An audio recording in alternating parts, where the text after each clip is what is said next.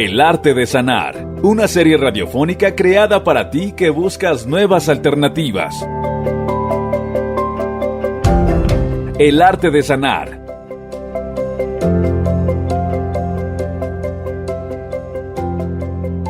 Es un gusto poder saludarte, te doy la más cordial bienvenida a tu programa El arte de sanar. Yo soy Itzi Dafne. Hoy vamos a hablar sobre el hígado y sus hepatopatías. Para abordar el tema tenemos el agrado de recibir en el programa al doctor Roberto Ávila Brambila, quien es médico cirujano general con una maestría en salud pública, a quien le damos la más cordial bienvenida. Gracias, doctor. Es un gusto tenerlo con nosotros. Muchas gracias, Dafne. Para mí también es un gusto y pues bueno, poder compartir algo de conocimiento con tu público sería muy bueno para la salud. Sí, doctor, así es. Nuestro cuerpo es el vehículo que tenemos para disfrutar de esta vida. Creo que responsablemente tenemos que conocerlo, conocer el funcionamiento de todo nuestro organismo.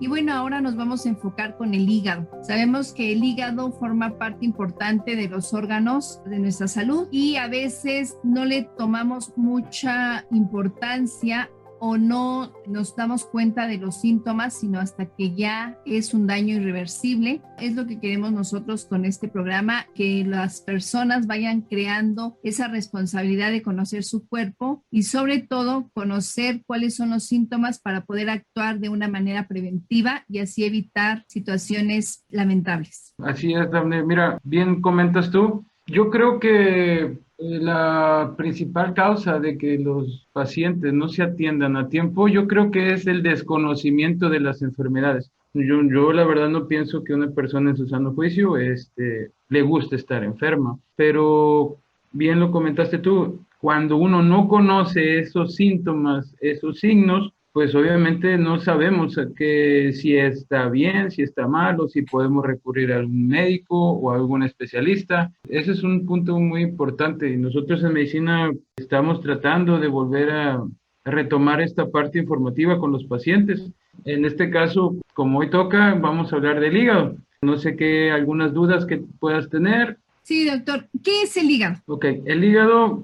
Pues mira, el hígado es un órgano, es el segundo órgano más grande del cuerpo, el primero es la piel. El hígado tiene un peso aproximado entre 1,2 kilos, 1,500 kilos, 800 gramos en un adulto, ¿no? Tiene una forma triangular, normalmente es de color rojo y pues bueno, es uno de los órganos que tienen mucha vitalidad y mucha importancia en el cuerpo. Creo importante preguntarle dónde se localiza el hígado porque a veces cuando se refiere a un dolor no se sabe si es del lado derecho, si es del lado izquierdo, si es arriba del estómago o abajo, entonces siempre anda uno preguntando, me duele aquí, ¿qué será? Entonces yo creo que sí es importante hacerle esta pregunta, ¿dónde se localiza el hígado? El hígado se localiza justo debajo de la última costilla derecha, ¿sí?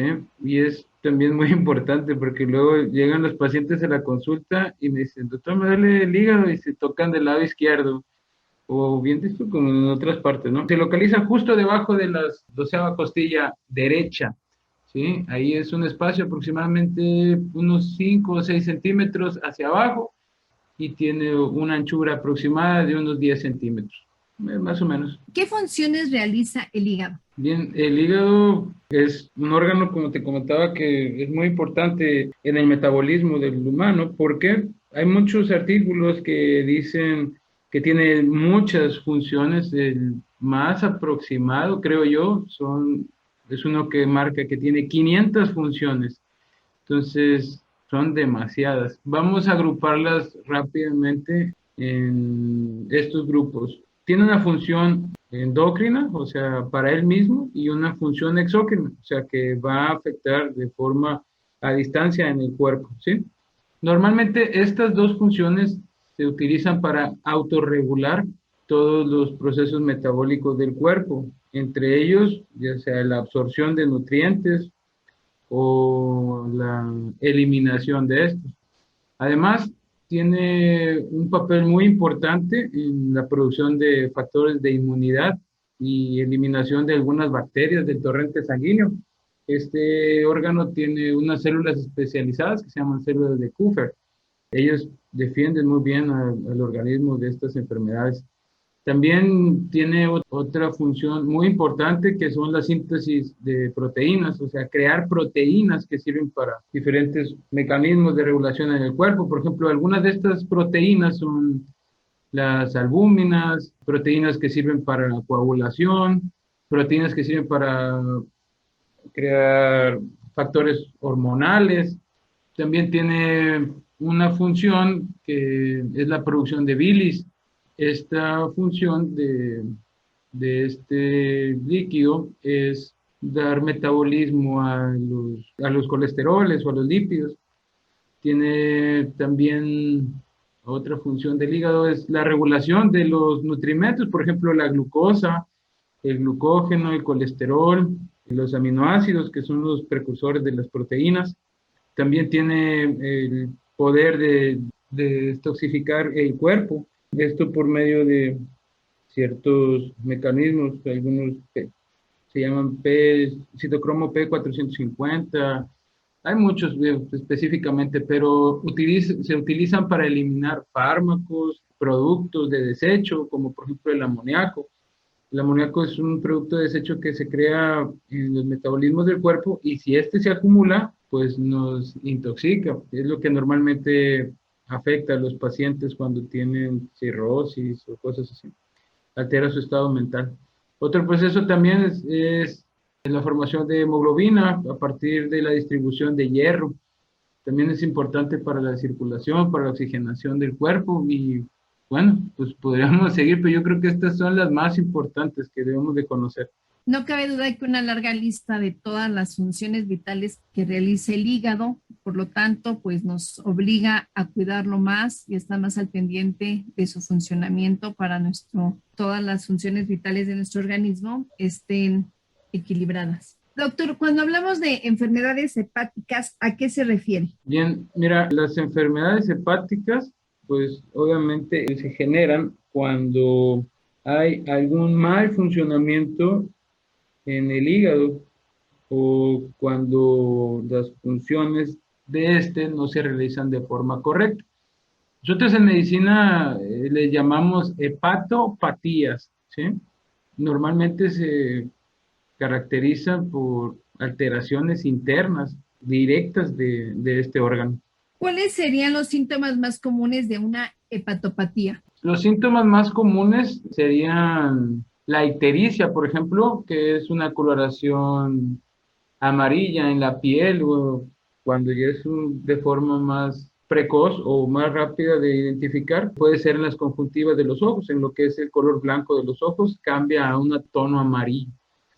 Algunas otras síntomas son la astenia, por ejemplo, que es la debilidad o fatiga general, que dificulta a una persona realizar su vida normal, ¿verdad? Otra de los síntomas es el dolor normalmente localizado en el cuadrante superior derecho, como te comentaba al principio, pues debajo de la costilla derecha, ¿verdad? De la dosada costilla derecha. Algunos otros síntomas que ya no son tan específicos, pero que sí nos sugieren algún dato de hepatopatías, pues pueden ser las náuseas. ¿Qué es una náusea? Pues es la sensación de tener un malestar en el estómago y se experimentan ganas de tener un vómito sin llegar a esto. Ya cuando es vómito es cuando tenemos la salida de algún contenido gástrico, ¿verdad? Y alguna otra, pues es la distensión abdominal. ¿Qué es esto? Pues la sensación de un abdomen lleno, algo apretado.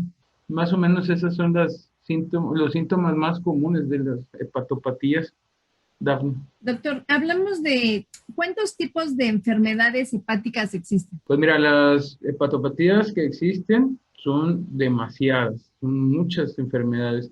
Vamos a tratar de agruparlas de la siguiente forma. Vamos a hablar, por ejemplo, de enfermedades del hígado relacionadas de forma hereditaria o de genética, ¿sí?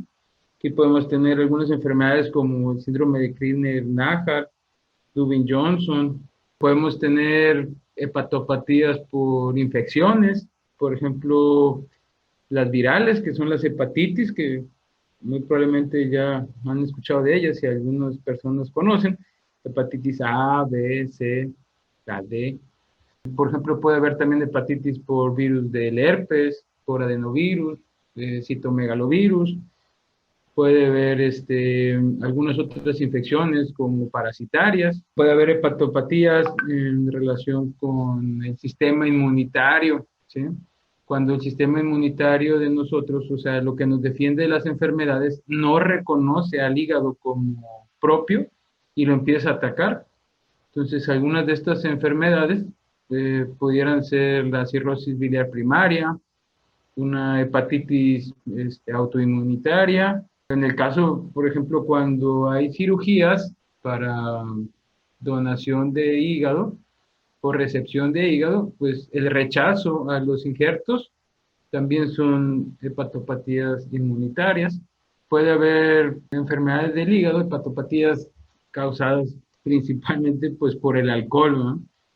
Que es la cirrosis, la hepática alcohólica aguda, la esteatosis, que es el hígado graso. Pueden ser enfermedades que afectan al hígado de forma general, por ejemplo, la tuberculosis, la sarcoidosis, unas hepatopatías o enfermedades causadas por el consumo indiscriminado de fármacos. Esta es una hepatopatía muy común, pero que no se diagnostica muy frecuentemente. En este caso, los fármacos que pues afectan más al hígado, por ejemplo, podría ser el paracetamol, que es muy bueno, pero cuando no se utiliza la dosis correcta o en la situación correcta, puede causar daño hepático. Algunas otras pueden ser la metiltestosterona, y bueno, hay una lista enorme de estos fármacos, pero estos son, yo creo, los más comunes. Otras de las enfermedades pueden ser problemas vasculares, que la circulación interna del hígado esté fallando y eso nos haga que el hígado por sí falle. Por ejemplo, una de ellas sería la enfermedad veno-oclusiva. Hay un síndrome que se llama síndrome de Budd-Chiari. Hay una trombosis también de la vena porta, hiperplasia nodular regenerativa. Hay muchas enfermedades vasculares. Y yo creo que por último grupo, creo yo, las hepatopatías, bueno, pues por los tumores o cánceres, ¿verdad? Algunos de ellos podrían ser el carcinoma hepatocelular, el colangiocarcinoma, el adenoma, o tumores que son metastásicos. ¿Qué quiere decir metastásicos? Bueno, que no fueron creados en el hígado, pero que el órgano primario lesionado migra células malignas y estas vienen a dar al hígado y ahí es donde se crean estos tumores. Algunas otras cosas, algunos quistes a lo mejor también. Pues bueno, yo creo que más o menos esos son los grupos de enfermedades que existen. De ahí la importancia, doctor, de que estemos más al pendiente sobre nuestro órgano, cuidar todos estos pequeños síntomas que vayan presentándose para evitar todo este tipo de enfermedades que sin duda son enfermedades muy peligrosas, tal vez hasta algunas mortales. Entonces, bueno, sí sería importante que la gente, que todas las personas tengamos cuidado igualmente de no automedicarnos, porque lo que me llamó la atención es que menciona que el paracetamol afecta el hígado, sin embargo es bueno. Entonces, bueno, si es como para el padecimiento, para el síntoma que se está tomando el paracetamol, bueno, nos va a ayudar. Sin embargo, si no lo tomamos con medida y bajo supervisión médica, sí podemos llegar a tener un daño en el hígado. Sí, así es, también. Todos los fármacos, son buenos, tienen sus partes malas, pero bajo un ambiente controlado, estas situaciones, bueno, se pueden reducir al mínimo, ¿verdad? Desgraciadamente, cuando uno toma medicamentos sin prescripción médica, estos riesgos pues aumentan. Mucha gente piensa que pues a lo mejor es porque los médicos quieren tener a lo mejor más consulta o una cosa así, pero no, es porque necesitamos ver específicamente sobre qué persona, sobre qué organismo, sobre qué cuerpo tenemos que poner qué dosis y qué tanto tiempo de dosis, ¿verdad? Claro. Doctor, vamos a ir a una pequeña pausa, regresamos más con el tema, el hígado y sus hepatopatías. Regresamos.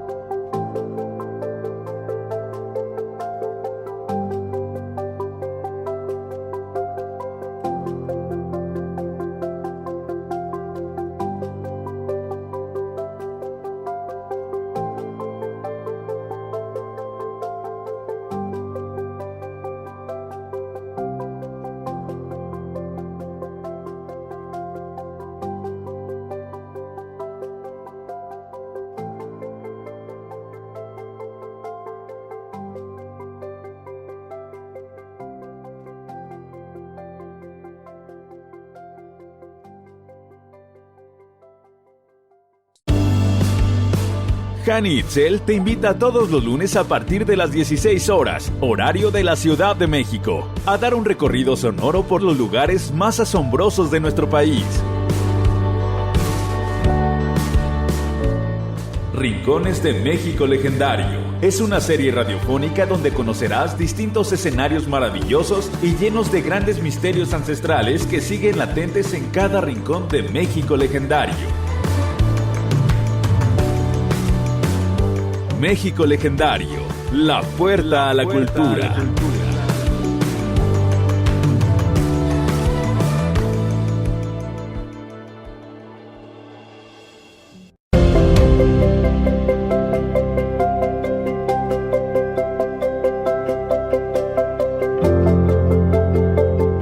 El arte de sanar, una serie radiofónica creada para ti que buscas nuevas alternativas.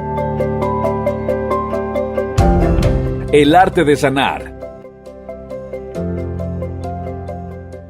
Estamos de regreso en tu programa El arte de sanar. Nos acompaña el doctor Roberto Ávila. Doctor, ¿cuándo se presentan los problemas del hígado? En medicina agrupamos estos problemas normalmente en 3 patrones, ¿sí? Dependiendo el origen de este mal funcionamiento. El primero, pues nosotros le llamamos hepatocelular. ¿Qué quiere decir esto?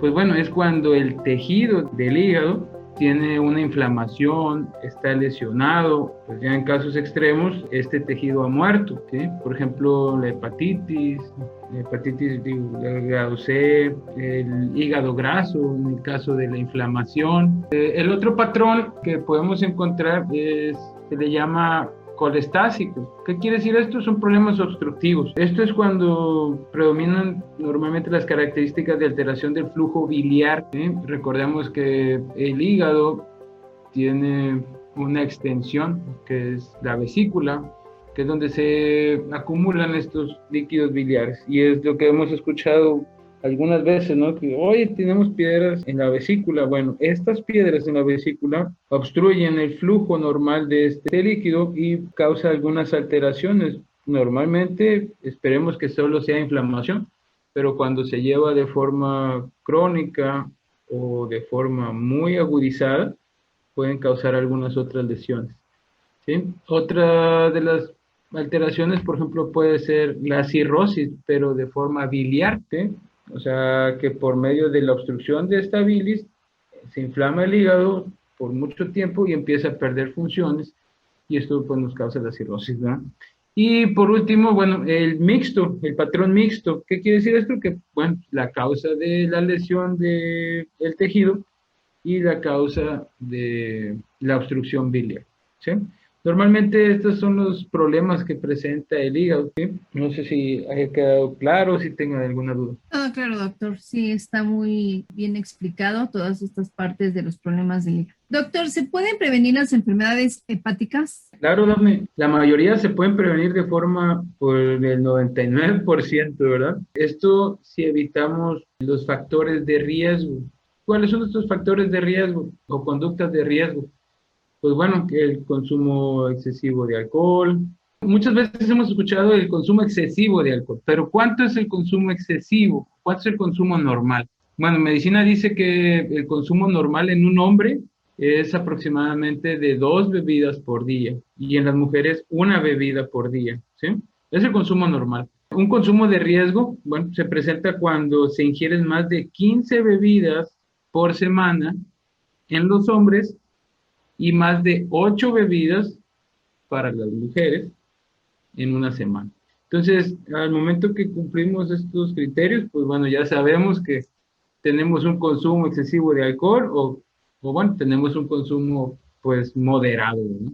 Otro de los puntos sería la obesidad. Normalmente las personas que tienen algún grado de obesidad, 1, 2 o 3, pues presentan mayor riesgo para poder tener estas enfermedades. Esto nosotros lo calculamos por medio de un indicador que se llama índice de masa corporal, unos cálculos que hacemos en medicina, pero de forma práctica, los hombres que tengan cintura mayor a 90 centímetros, hay que tener cuidado. Y las mujeres con una cintura mayor a 80 centímetros, hay que tener también cuidado.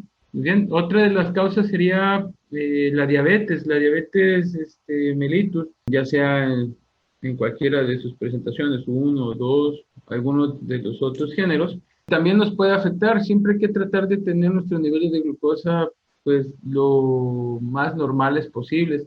Los pacientes diabéticos teniendo menor de 130 un aproximado y pues que no se eleve arriba de 200 después de un consumo de alimentos, yo creo que es un buen control. Pero niveles arriba de estas cifras, pues sí nos ponen más propensos a tener estas enfermedades. Otro de los conductas de riesgo es los tatuajes o piercing en el cuerpo. Y bueno, aquí quiero aclarar lo siguiente. Esto en medicina lo veíamos mucho porque antes de 1990 aproximadamente no había una regulación completa para este tipo de prácticas. Entonces, pues las personas hacían como querían sus procedimientos. Después de 1990, comisiones de salud empiezan a tener mayor regulación y bueno, a partir de ese tiempo se empiezan a regular estos establecimientos. Actualmente lo realiza la COFEPRIS, que es la Comisión Federal de Riesgos Sanitarios, mediante algunos permisos que les dan que cumplan. Y bueno, con esto se disminuye muchísimo el riesgo, ¿sí?, de poder tener algún problema hepático, normalmente la cirrosis. Otra de las conductas de riesgo son las punciones con agujas compartidas. ¿Qué quiere decir esto? Bueno, todas las agujas son desechables y son de uso personal, ¿sí? Las transfusiones sanguíneas, bueno, las transfusiones sanguíneas también, si recibiste transfusiones sanguíneas antes del 85, 90, pues también hay un alto riesgo de que padeces hepatitis. ¿Por qué? Volvamos a lo mismo, no había la suficiente regulación sanitaria. Pero bueno, actualmente gracias a Dios ya las tenemos. Otra de las conductas es la exposición a sangre, a heces o líquidos corporales de las personas, obviamente que hayan tenido algún problema infeccioso, ¿sí?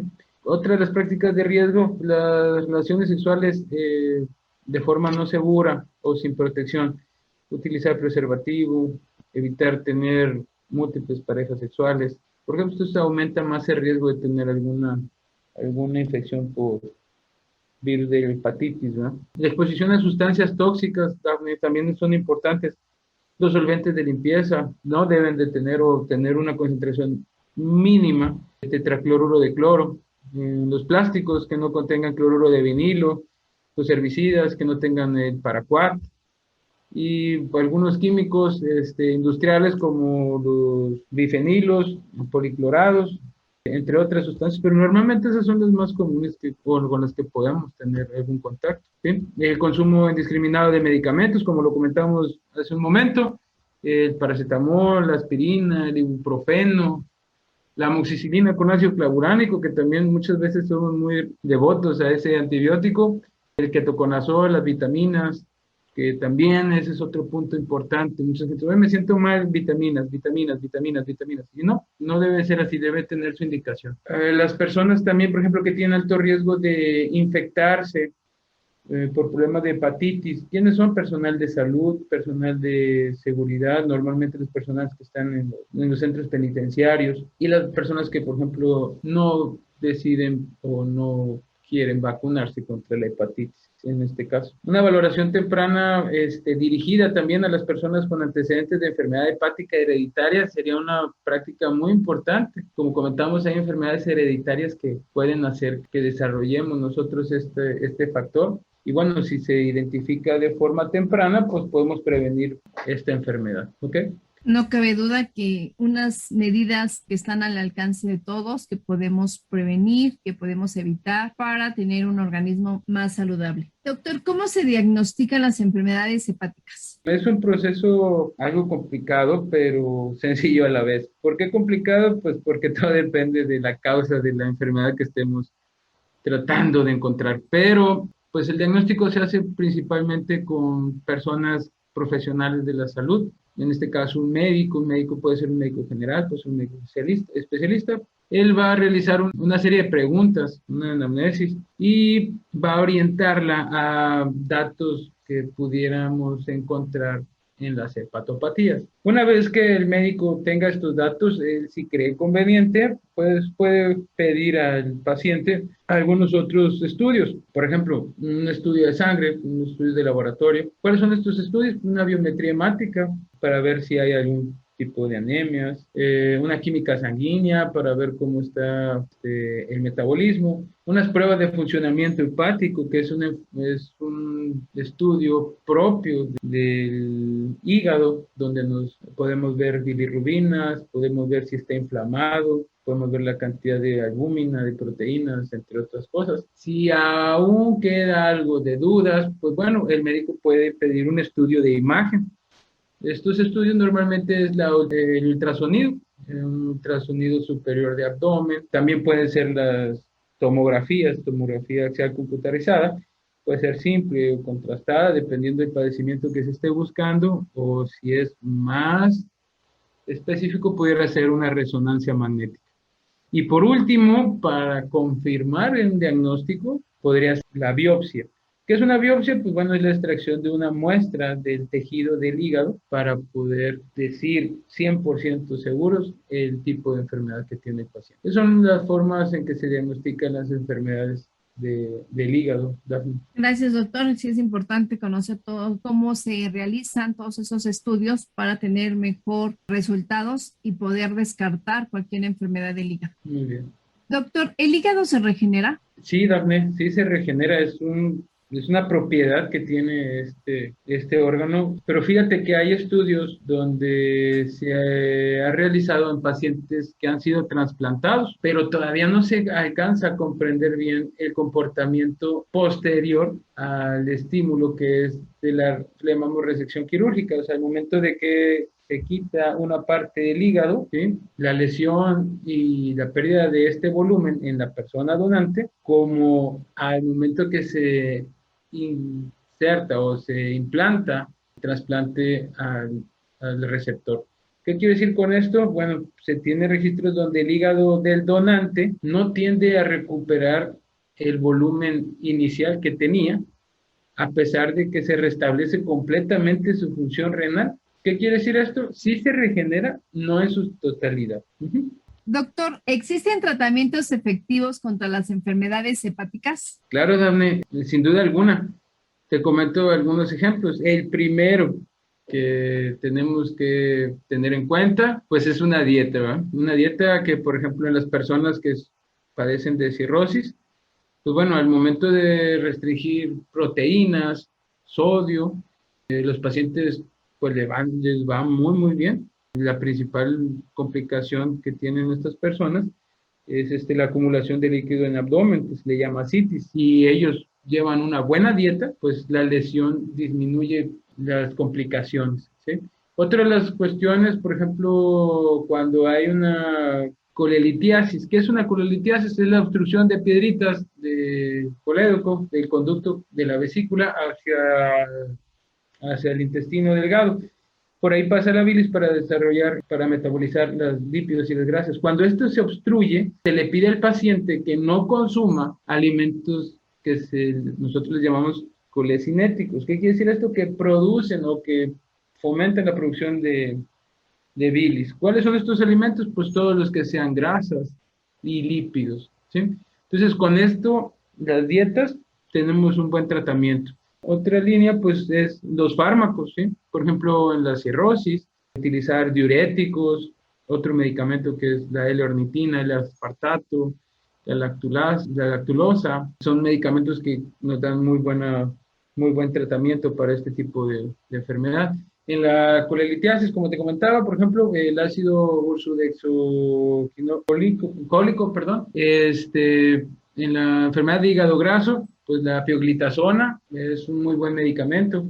Cuando hay una intoxicación por acetaminofén o paracetamol, pues la N-acetilcisteína es un tratamiento muy efectivo para este tipo de lesiones. Y por último, el tratamiento definitivo, pues la cirugía.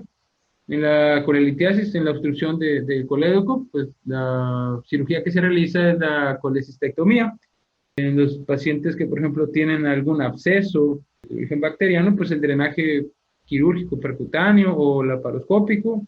la resección de tumores por medio de la laparotomía o la laparoscopía. Esos son los tratamientos efectivos contra las enfermedades hepáticas. Muchas gracias, doctor, por compartirnos toda esta información que sin duda nos va a dar aportes y elementos importantes para conocer y evitar enfermedades del hígado que puedan hacer que nuestra vida no sea de calidad y tal vez si podemos vivir más años con ese tipo de situaciones que presenta el hígado, pues la vida se va a ver un poco reducida. Entonces lo que queremos es tener calidad y vivir más años, pero sobre todo llenos de salud y de bienestar. Le agradecemos, doctor, el habernos acompañado al programa. Gracias por toda esta información que nos ha proporcionado. Muchas gracias, Dafne. Que tengas buen día y igual para tu radioescuchas. Muy buen día. Gracias, doctor. Agradecemos de igual manera a todos nuestros radioescuchas el habernos acompañado a un programa más de El Arte de Sanar. Yo soy Itzi Dafne, en la producción Mario de la Fuente. Estás en Radio México Legendario 2021. Hasta la próxima.